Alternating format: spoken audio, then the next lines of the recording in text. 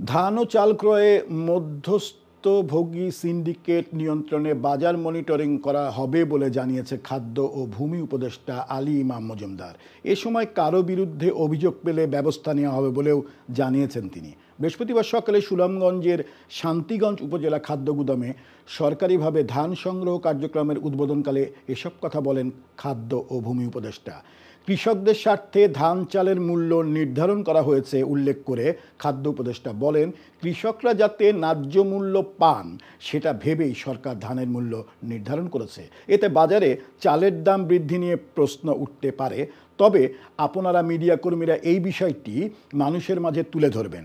এ সময় জেলা প্রশাসক ডক্টর ইলিয়াস মিয়া, অতিরিক্ত জেলা প্রশাসক সমর কুমার পাল, অতিরিক্ত পুলিশ সুপার তাপস রঞ্জন ঘোষ, জেলা কৃষি অফিসার মোস্তফা ইকবাল আজাদ, শান্তিগঞ্জ উপজেলা নির্বাহী কর্মকর্তা সুকান্ত সাহা সহ আরও অনেকে উপস্থিত ছিলেন।